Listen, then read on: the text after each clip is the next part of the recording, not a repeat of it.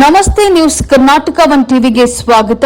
ಈ ದಿನದ ದೇವನಹಳ್ಳಿ ತಾಲೂಕಿನ ಸಾವಕಾನಹಳ್ಳಿ ಕೆರೆಯ ಅಂಗಳದಲ್ಲಿ ಮೀನುಗಾರಿಕೆ ಇಲಾಖೆಯಡಿಯಲ್ಲಿ ತಿಲಾಪಿಯಾ ಮೀನು ರೈತ ಉತ್ಪಾದಕರ ಸಂಸ್ಥೆಯ ವತಿಯಿಂದ ಮೀನುಗಾರಿಕೆ ಉದ್ಯಮ ಮತ್ತು ಮೀನಿನ ಆಹಾರದಿಂದ ದೊರೆಯುವಂತಹ ಪೌಷ್ಟಿಕಾಂಶಗಳ ಕುರಿತು ಅರಿವು ಮೂಡಿಸುವಂತಹ ಫ್ಲೇವರ್ಸ್ ಆಫ್ ವಾಟರ್ ಕಾರ್ಯಕ್ರಮ ಬೆಂಗಳೂರು ಗ್ರಾಮಾಂತರ ಜಿಲ್ಲೆ ದೇವನಹಳ್ಳಿ ತಾಲೂಕು ಪಂಚಾಯಿತಿ ಕಚೇರಿಯಲ್ಲಿರುವಂತಹ ತಿಲಾಪಿಯಾ ಮೀನು ರೈತ ಉತ್ಪಾದಕರ ಸಂಸ್ಥೆಯ ಮುಖ್ಯ ಕಾರ್ಯನಿರ್ವಹಣಾಧಿಕಾರಿ ಜಿಎಂ ಮೀನಾಕ್ಷಿರವರ ನೇತೃತ್ವದಲ್ಲಿ ಕಾರ್ಯಕ್ರಮ ನಡೆದ ಸುದ್ದಿ ನಿಮ್ಮ ನ್ಯೂಸ್ ಕರ್ನಾಟಕ ಒನ್ ಟಿವಿಯಲ್ಲಿ ವೀಕ್ಷಿಸಿ. ಮೀನಿನ ಆಹಾರ ಅಪೌಷ್ಟಿಕತೆ ಹೋಗಲಾಡಿಸುವ ಅತ್ಯುತ್ತಮ ಪೋಷಕಾಂಶವಾಗಿದೆ. ಉಪೇಂದ್ರ ಪ್ರತಾಪ್ ಸಿಂಗ್ ಮೀನಿನ ಆಹಾರದಿಂದ ದೊರೆಯುವಂತಹ ಪೌಷ್ಟಿಕಾಂಶಗಳ ಕುರಿತು ಅರಿವು ಮೂಡಿಸುವ ಫ್ಲೇವರ್ಸ್ ಆಫ್ ವಾಟರ್ ಕಾರ್ಯಕ್ರಮ ಸಾವಕನಹಳ್ಳಿ ಕೆರೆಯಲ್ಲಿ ದೇವನಹಳ್ಳಿ ಮೀನುಗಾರಿಕೆ ಇಲಾಖೆಯಿಂದ ಹಮ್ಮಿಕೊಂಡಿದ್ದಂತಹ ಮೀನು ಸೇವನೆ ಹಾಗೂ ಸಾಕಾಣೆ ಕಾರ್ಯಕ್ರಮವನ್ನ ಗಣ್ಯರು ಉದ್ಘಾಟಿಸಿದರು. ಜ್ಯೋತಿಯಲ್ಲಿ ಬೆಳಗಬೇಕಾದ್ರೆ ತಾವೆಲ್ಲರೂ ಸಹ ಚಪ್ಪಾಳೆ ಮುಖಾಂತರ ಈ ಕಾರ್ಯಕ್ರಮಕ್ಕೆ ಇನ್ನಷ್ಟು ಮೆರುಗನ್ನ ತರಬೇಕು ಅಂತ ನಾವು ಎಲ್ಲರೂ ನಾನು ವಿನಂತಿಯನ್ನು ಮಾಡ್ತೇವೆ. ಹಾಗೆ ವಿಶೇಷವಾಗಿ ತಿಲಾಪಿಯಾ ಮೀನು ರೈತ ಉತ್ಪಾದಕರ ಸಂಘದಲ್ಲೂ ಸಹ ಮನವಿಯನ್ನು ಮಾಡ್ತಾ ಇದ್ದೇನೆ. ಬಳಿಕ ಆಯುಕ್ತರು ಜಲವನಯ ಇಲಾಖೆ ಕರ್ನಾಟಕ ಸರ್ಕಾರ ಜ್ಯೋತಿಯನ್ನು ಬೆಳಗ್ಗೆ ಮುಖಾಂತರ ಕಾರ್ಯಕ್ರಮಕ್ಕೆ ಚಾಲನೆ ಕೊಡ್ತಾ ಇದ್ದಾರೆ. ಜ್ಯೋತಿ ಉಜ್ವಲ ಭವಿಷ್ಯದ ದೀಪ. ಈ ಒಂದು ಸಂಘದ ಎಲ್ಲ ಮೀನುಗಾರಿಕೆಯಲ್ಲಿ ತೊಡಗಿರ್ತಕ್ಕಂಥ ಎಲ್ಲರೂ ಸಹ ನಿಮ್ಮ ಜೀವನ ಉಜ್ವಲವಾಗಿರಲಿ. ಜ್ಯೋತಿ ಬೆಳಗು ಜ್ಯೋತಿ ನಮಗೆಲ್ಲರೂ ಸಹ ಬೆಳಕನ್ನು ಕೊಡುತ್ತೆ. ಬನ್ನಿ ಸಂಘದವ್ರು ಬನ್ನಿ, ಒಂದಿಬ್ಬರು ಬನ್ನಿ, ಅಧ್ಯಕ್ಷರು ಕಾರ್ಯದರ್ಶಿ ಯಾರು ಬನ್ನಿ. ಉಜ್ವಲವಾದ ಬೆಳಕಿಗೆ ಈ ಒಂದು ಉದ್ಯೋಗ ಇನ್ನಷ್ಟು ಹುರುಪನ್ನು ನೀಡುವಂತಹ ಆರ್ಥಿಕವಾಗಿ ಸಫಲವಾಗತಕ್ಕಂತಹ ಶಕ್ತಿ ಆ ಭಗವಂತ ನಿಮಗೆ ಕೊಡ್ಲಿ ಅಂತಕ್ಕಂಥ ಇಚ್ಛೆಯೊಂದಿಗೆ ಈ ಒಂದು ಕಾರ್ಯಕ್ರಮ ಉದ್ಘಾಟನೆ ಮಾಡಿದಂತಹ ಉಪೇಂದ್ರ ಪ್ರತಾಪ್ ಸಿಂಗ್ ಸರ್ ಅವರಿಗೆ ನಾನು ಧನ್ಯವಾದಗಳನ್ನ ಸಲ್ಲಿಸ್ತಾ ಇದ್ದೇನೆ. ವೇದಿಕೆ ಇರತಕ್ಕಂಥ ಎಲ್ಲರೂ ಸಹ ಜ್ಯೋತಿ ಮುಖಾಂತರ ಕಾರ್ಯಕ್ರಮಕ್ಕೆ ಚಾಲನೆ ಕೊಟ್ಟಿದ್ದಾರೆ. ಅವರೆಲ್ಲರೂ ಸಹ ನಾನು ಸಂಘದ ವತಿಯಿಂದ ಮತ್ತು ಇಲಾಖೆ ವತಿಯಿಂದ ಅಭಿನಂದನೆಗೆ ಮತ್ತು ಧನ್ಯವಾದಗಳನ್ನು ಸಲ್ಲಿಸ್ತಾ ಇದ್ದೇನೆ ಸರ್. ಈಗ ಈ ಕಾರ್ಯಕ್ರಮದ ಉದ್ಘಾಟನೆ ಮಾಡಿ ಜ್ಯೋತಿಯನ್ನು ಬೆಳಗ್ಗೆ ಮುಖಾಂತರ ಈ ಕಾರ್ಯಕ್ರಮಕ್ಕೆ ಚಾಲನೆ ಕೊಟ್ಟಂತೆ ಮೀನು ಸೇವೆಯನ್ನ ಉತ್ತೇಜಿಸಲು ಮತ್ತು ಅಪೌಷ್ಟಿಕತೆಯನ್ನ ತಡೆಯಲು ಸರ್ಕಾರ ಮತ್ತು ವಿವಿಧ ಸಂಸ್ಥೆಗಳು ನಿರಂತರವಾಗಿ ಜಾಗೃತಿ ಕಾರ್ಯಕ್ರಮಗಳನ್ನು ನಡೆಸ್ತಾ ಇದೆ. ಮೀನು ಸೇವನೆಯು ರೋಗ ನಿರೋಧಕ ಶಕ್ತಿಯನ್ನ ಹೊಂದಿದೆ. ಕಣ್ಣಿನ ದೃಷ್ಟಿಯನ್ನ ವೃದ್ಧಿಸಲು ಮತ್ತು ಮೂಳೆಗಳು ಬಲಗೊಳ್ಳಲು ಇದು ಸಹಕಾರಿಯಾಗಿದೆ. ವಿಶೇಷವಾಗಿ ಗರ್ಭಿಣಿಯರು, ಬಾಣಂತಿಯರು ಮತ್ತು ಮಕ್ಕಳಲ್ಲಿ ರಕ್ತಹೀನತೆ ಮತ್ತು ಅಪೌಷ್ಟಿಕತೆ ಹೋಗಲಾಡಿಸಲು ಮೀನಿನ ಆಹಾರ ಅತ್ಯುತ್ತಮ ಪೋಷಕಾಂಶವಾಗಿದೆ ಅಂತ ಹೇಳಿ ಜಲಾನಯನ ಇಲಾಖೆ ಆಯುಕ್ತರಾದಂತಹ ಉಪೇಂದ್ರ ಪ್ರತಾಪ್ ಸಿಂಗ್ ತಿಳಿಸಿದರು. ಬೆಂಗಳೂರು ಗ್ರಾಮಾಂತರ ಜಿಲ್ಲೆ ದೇವನಹಳ್ಳಿ ತಾಲೂಕಿನ ಸಾವಕನಹಳ್ಳಿ ಕೆರೆಯ ಅಂಗಳದಲ್ಲಿ ಮೀನುಗಾರಿಕೆ ಇಲಾಖೆಯಡಿಯಲ್ಲಿ ತಿಲಾಪಿಯಾ ಮೀನು ರೈತ ಉತ್ಪಾದಕರ ಸಂಸ್ಥೆಯ ಮುಖ್ಯ ಕಾರ್ಯನಿರ್ವಹಣಾಧಿಕಾರಿ ಜಿಎಂ ಮೀನಾಕ್ಷಿರವರ ನೇತೃತ್ವದಲ್ಲಿ ಆಯೋಜಿಸಿದಂತಹ ಮೀನುಗಾರಿಕೆ ಉದ್ಯಮ ಮತ್ತು ಮೀನಿನ ಆಹಾರದಿಂದ ದೊರೆಯುವಂತಹ ಪೌಷ್ಟಿಕಾಂಶಗಳ ಕುರಿತು ಅರಿವು ಮೂಡಿಸುವ ಫ್ಲೇವರ್ಸ್ ಆಫ್ ವಾಟರ್ ಕಾರ್ಯಕ್ರಮದಲ್ಲಿ ಮಾತನಾಡಿದರು. ಕೋಟ್ಯಾಂತರ ಲಕ್ಷ ವೆಚ್ಚದಲ್ಲಿ ಮೀನುಗಾರಿಕೆ ಉದ್ಯಮ ನಡೀತಾ ಇದ್ದು, ಹಾಗಾಗಿ ಹೈನುಗಾರಿಕೆ ಜೊತೆಯಲ್ಲಿ ಮೀನುಗಾರಿಕೆ ಕೂಡ ಒಂದು ಭಾಗವಾಗಿ ಮಾಡಿಕೊಳ್ಳಿ. ಕೇಂದ್ರ ಮತ್ತು ರಾಜ್ಯ ಸರ್ಕಾರದಿಂದ ಮೀನುಗಾರಿಕೆ ಪ್ರೋತ್ಸಾಹಿಸುವಂತಹ ಸಲುವಾಗಿ ಸೊಸೈಟಿಗಳು ಇವೆ. ಜಲಾಶಯಗಳನ್ನು ಸಂರಕ್ಷಿಸಿ ಮೀನುಗಾರಿಕೆ ಮಳಿಗೆಗಳನ್ನ ಸ್ಥಾಪಿಸಿ ಆದಾಯವನ್ನ ಮಾಡಿಕೊಳ್ಳಿ ಅಂತ ಹೇಳಿ ಸಲಹೆಯನ್ನ ನೀಡಿದ್ರು. ಫಿಶರೀಸ್ ಡಿಪಾರ್ಟ್ಮೆಂಟ್ ಕೂಡ ಒಂದು ನನ್ನ ಜೊತೆನೇ ಇತ್ತು. ಆ ಟೈಮ್ನಿಂದ ನಾನು ಸುಮಾರು ಸತಿ ನಂದು ಒಂದು ಏನಿತ್ತು, ಈಗ ನಮ್ಮ ಡೆಪ್ಟಿ ಡೈರೆಕ್ಟರ್ ಏನು ಹೇಳ್ತಾ ಇದ್ರು, ಈ ಮೀನು ಏನಿದೆ ಮೀನು ನಮಗೆ ಲೋಕಲ್ ಆಗಿ ಊರಿನಲ್ಲಿ ಸಿಗ್ತಾ ಹೋದ್ರೆ ತಾನೇ ಎಲ್ಲರೂ ತಿಂತಾರೆ. ಅದರದ್ದು ಸುಮಾರು ಲಾಭ ಇದೆ. ಒಂದು ಏನಿದೆ, ಇದು ಬಹಳ ದುಬಾರಿ ಇಲ್ಲ. ಈಗ ನೀವು ಬೇರೆ ಏನು ಮಟನ್ ಅಥವಾ ಚಿಕನ್ ಕಂಪೇರ್ ಮಾಡಿದರೆ ಅಷ್ಟು ಕಾಸ್ಟ್ಲಿ ಬಿಡಲ್ಲ. ಇನ್ನೊಂದು ಏನಿದೆ, ಇದು ಪ್ರೋಟೀನ್ದು ಬಹಳ ರಿಚ್ ಸೋರ್ಸ್. ಮೂರನೇದೇನಿದೆ, ಇದರಲ್ಲಿ ಯಾರು ಮೀನುಗಾರಿಕೆ ಮಾಡ್ತಾರೆ ಅಥವಾ ಯಾರು ಫಿಶ್ ಪಾಂಡ್ ಕಟ್ತಾರೆ ಅವರು ಕೂಡ ತಿನ್ನಬಹುದು. ಸೊ ಇದು ಒಂದೇ ಒಂದು ಆಹಾರ ಏನಿದೆ, ಸೊ ಯಾರಿದು ಫಿಶ್ ಸಾಗಾಣಿಕೆ ಮಾಡ್ತಾರೆ ಅವ್ರ ಫ್ಯಾಮಿಲಿಗೆ ಕೂಡ ಅಟ್ಲೀಸ್ಟ್ ಆಹಾರದಲ್ಲಿ ಪ್ರೋಟೀನ್ ಸರಿಯಾಗಿ ಸಿಗುತ್ತೆ. ಆಮೇಲೆ ಅವ್ರಿಗೂ ಕೂಡ ಒಳ್ಳೆ ಫಿಸಿಕಲ್ ಡೆವಲಪ್ಮೆಂಟ್ ಮತ್ತು ಹೆಲ್ತ್ ಕೂಡ ಇರ್ತದೆ. ಸೊ ಅಲ್ಲಿ ಆಯ್ತಾ. ಆಮೇಲೆ ನಾನು ಸುಮಾರು 2 ವರ್ಷ ರೂರಲ್ ಡೆವಲಪ್ಮೆಂಟ್ ಕಮಿಷನರ್ ಆಗಿ ಕೆಲಸ ಮಾಡ್ತಾ ಇದ್ದೆ. ಆ ಟೈಮ್ಗೆ ಕೂಡ ನಾವು ಇದರ ಬಗ್ಗೆ ಸುಮಾರು ಪ್ರಯತ್ನ ಮಾಡಿದೆ. ನಂದು ಗುರಿ ಏನಿದೆ, ಈಗ ಒಂದು ಸದ್ಯಕ್ಕೆ ನನಗೆ ಗೊತ್ತಿರುವ ಪ್ರಕಾರ ಇದು ನಂದು ಹರಾಜು ವ್ಯವಸ್ಥೆ ಇದೆ. ಅದು ನಮ್ಮ ಗಿರೇಂಡಿ ಅಥವಾ ಬ್ಯಾಂಗಂಡಿ ಅಲ್ಲಿ ಒಂದು ಹರಾಜಿನ ವ್ಯವಸ್ಥೆ ನಡೀತಾ ಇದೆ.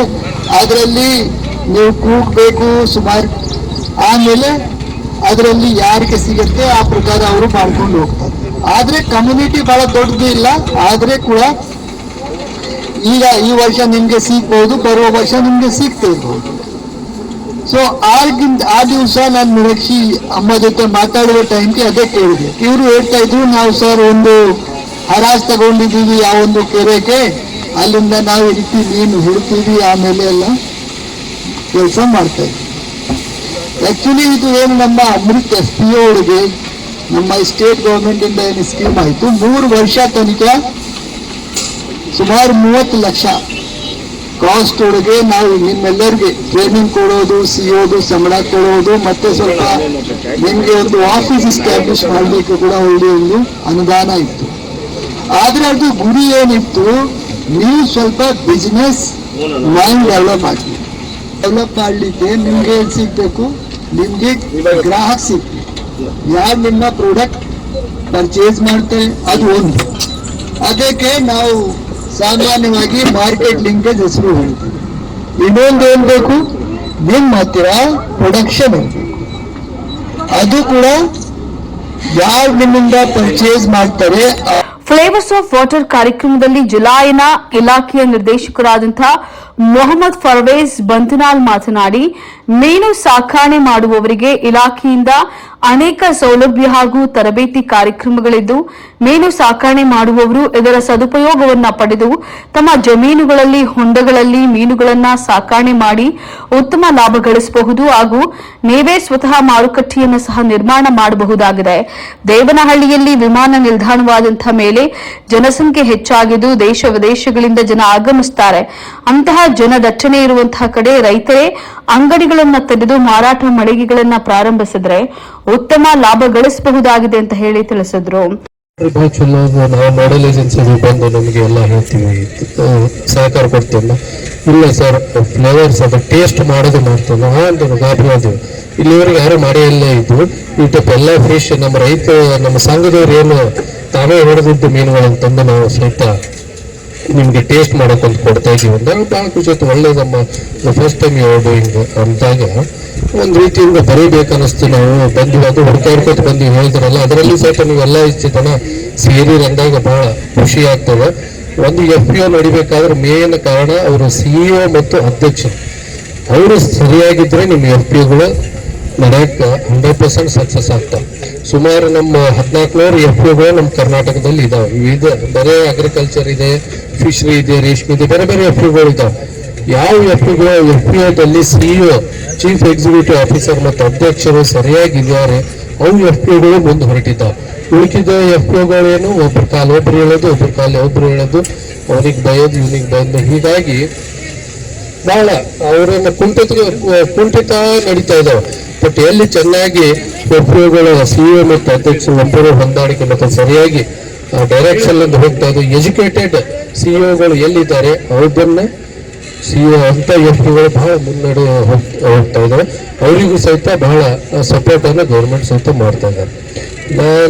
ನಿಮ್ಮ CEO ಬಗ್ಗೆ ನಾವು ಪ್ರೈಸ್ ಮಾಡ್ತಾ ಇಲ್ಲ, ಅವ್ರು ನೋಡಿ ಪ್ರತಿಯೊಂದು ಡಿಪಾರ್ಟ್ಮೆಂಟ್ ಪ್ರತಿಯೊಬ್ಬರಲ್ಲಿ ಹೋಗಿ ಸರ್ ಮಾಡಬೇಕು ಇದು ಮಾಡ್ತೀವಿ, ಇಲ್ಲೆಲ್ಲ ನೀವು ಖಂಡಿತ ಬರಬೇಕು ಅಂತೇಳಿ JCB ತಂದು ಇದೆಲ್ಲ ಮಾಡಿ ಈ ಟೈಪ್ ಇದು ವೆರಿ ರೇರ್ ನೋಡ್ರಿ. ರೋಡ್ ಇಲ್ಲ ಏನೂ ಇಲ್ಲ ಅಂದ್ರೂ ಸಹಿತ ಇಷ್ಟೆಲ್ಲ ಪ್ರಯತ್ನ ಮಾಡಿ ಸೆಲ್ಫಿ ಇಟ್ಟು ಮಾಡ್ತಾ ಇದ್ದಾರೆ. ಸೊ ಇದು ನಿಮ್ಮ ಭಾಗ್ಯ ಇರಬೇಕು ಒಂದು ರೀತಿಯಿಂದ FPO. ನೀವು ಈಗ ಸರ್ಕಾರ ಇಲ್ಲಿವರೆಗೆ ಸವಲತ್ತು ಕೊಡ್ತದೆ ಅಷ್ಟಕ್ಕೆ ನಿಲ್ಲಿಸಬಾರದು. ಸರ್ಕಾರ ಸವಲತ್ತನ್ನು ಮುಂದೂರು ಸಹಿತ ಖಂಡಿತ ಬಂದೇ ಬರ್ತದೆ. ಈಗ ನಿಮಗೆ ಕೈ ಹಿಡಿದು ಎತ್ತಿದ್ದೀವಿ, ನೀವು ನಡ್ಕೊಂಡು ಹೋಗ್ಬೇಕು. ಈಗ ಮಗುವಿಗೆ ನಾವೇನು ನಡೆಯಕ್ಕೆ ಕಲಿಸ್ತೀವಿ, ಅದು ನಡಿಬೇಕಾದ್ರೆ ಅದಕ್ಕೆ ಗಾಡಿ ಕೊಟ್ಟು ಏನೇನೋ ನಡೆಯಕ್ಕೆ ಕಲಿಸ್ತೀವಿ.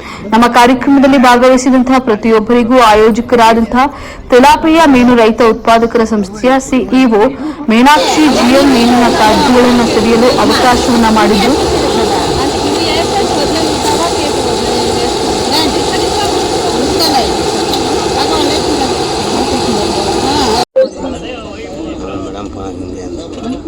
ಮೇಡಮ್ ಫೋನ್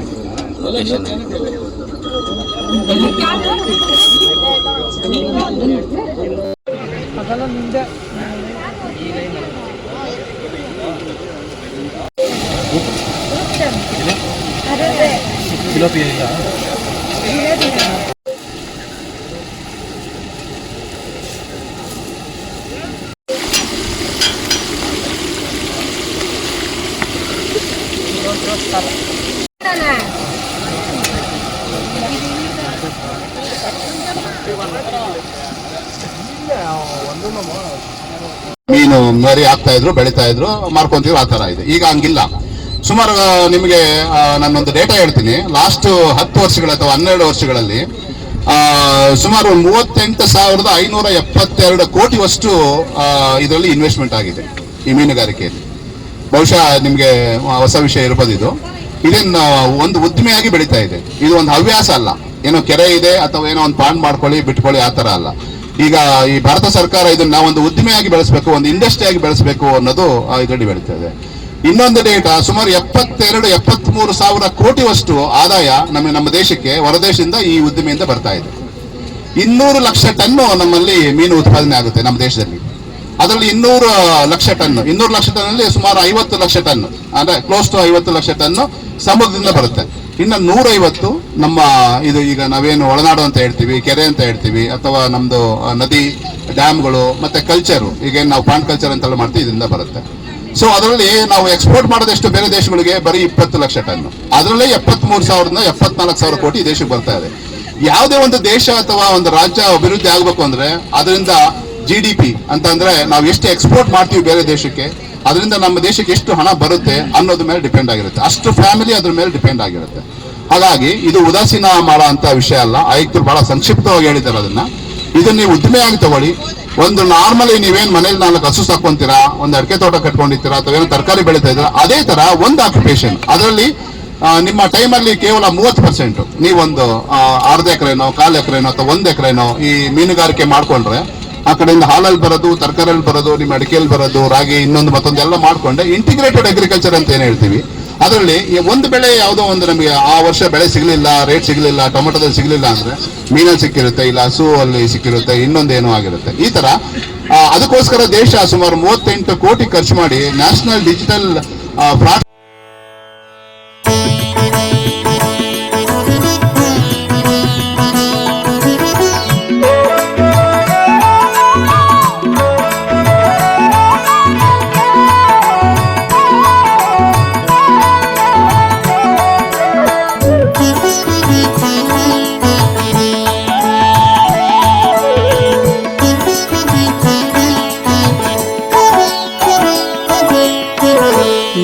ನಿಲ್ಲಿಸುಚಿತ್ತವ ಭ್ರುಕುಟಿಯಲಿ ಪಡೆ ಉನ್ನತ ಶಾಂತಿಯ ಮನದಲ್ಲಿ. ನಿಲ್ಲಿಸುಚಿತ್ತವ ಭ್ರುಕುಟಿಯಲಿ ಪಡೆ ಉನ್ನತ ಶಾಂತಿಯ ಮನದಲ್ಲಿ. ಪಡೆ ಉನ್ನತ ಶಾಂತಿಯ ಮನದಲ್ಲಿ.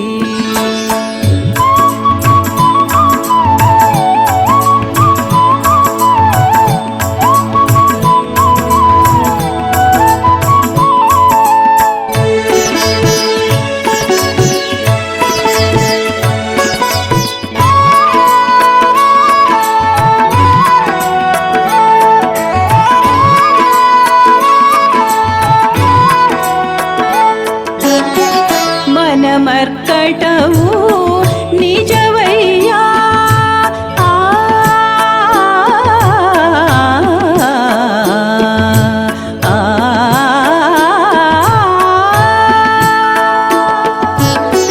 ಮನಮರ್ಕಟವು ನಿಜವಯ್ಯ, ಅದು ಕಡಿವಾಳವಿಲ್ಲದ ಹಯವಯ್ಯ.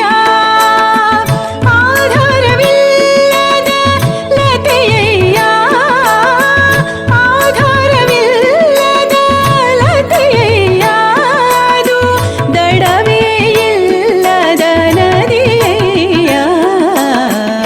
ನಿಲ್ಲಿಸುಚಿತ್ತವ ಭ್ರುಕುಟಿಯಲಿ ಪಡೆ ಉನ್ನತ ಶಾಂತಿಯ ಮನದಲ್ಲಿ.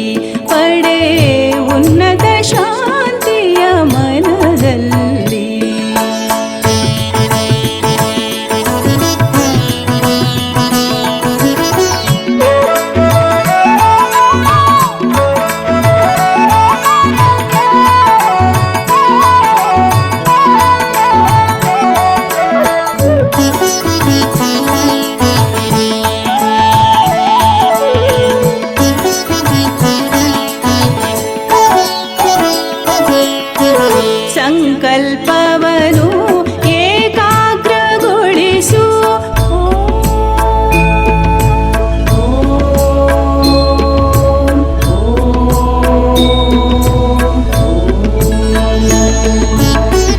ಸಂಕಲ್ಪವನ್ನು ಏಕಾಗ್ರಗೊಳಿಸು.